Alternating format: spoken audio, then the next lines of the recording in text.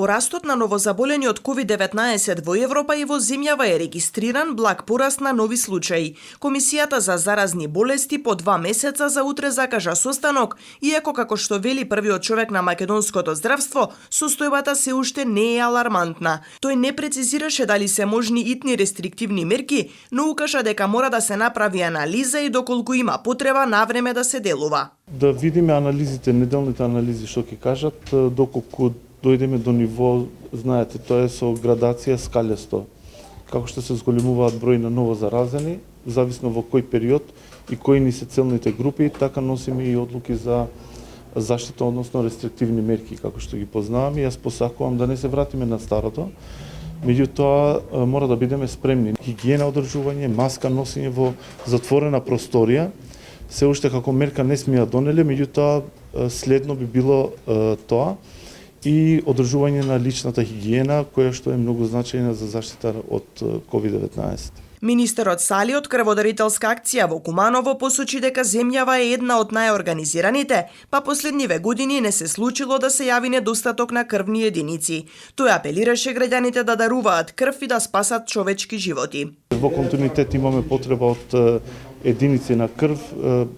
Црвен крст заедно со Институт за трансфузиологија во текот на цела година имаат програма за поддршка на иницијативи кои што доаѓаат од политички партии, невладини организации, синдикати и така натаму. Ние како држава сме добро организирани од аспект на поддршка на јавните здравствени установи за доволно потребни количини на крв. Меѓутоа и ваквите иницијативи ги поддржуваме затоа што тоа е подигање на свесноста на граѓаните кон општествената одговорност во овој случај снабдување со доволно количини на крв за потребите на итни случаи или пациенти кои што лежат по болници. Воедно да напоменам дека крводарувањето го сметам како еден од најхуманите гестови кои што човек ги прави, затоа што со ова дарува нешто што е свое, го дарува на некој кој што има потреба, односно во ургентни состојби спасува живот. Летото е специфично затоа што има повеќе движење и повеќе сообраќајни незгоди, па се зголемува и потребата од количини на крв. Меѓутоа, да напоменам дека и во лето се намалуваат елективните интервенции, хируршки интервенции, така да се одржува некој баланс во државата и во јавните здравствени установи за потребните количини на крв.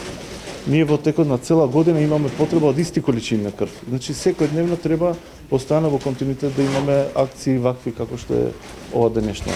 Идејата за ова акција беше за да покажеме, да му помогнеме на сите граѓани што имат потреба, затоа што секој ден имаме потреба за крвни единици и денеска алтернатива заедно со соработка со Црвениот крст ја реализираме ова акција за да му помогаме на сите тие што имаат потреба. Јас како координаторка на ова акција многу сум задоволна од реализацијата на акцијата и се надевам дека ова нема да биде последна акција, се надевам дека во иднина ќе има и други акции хуманитарни за да му помагаме на сите луѓе што имаат потреба и на медицинските институции. Крводарителската акција ја организираше огранокот на партијата Алтернатива во Куманово со поддршка на Институтот за трансфузиологија и Црвениот крст.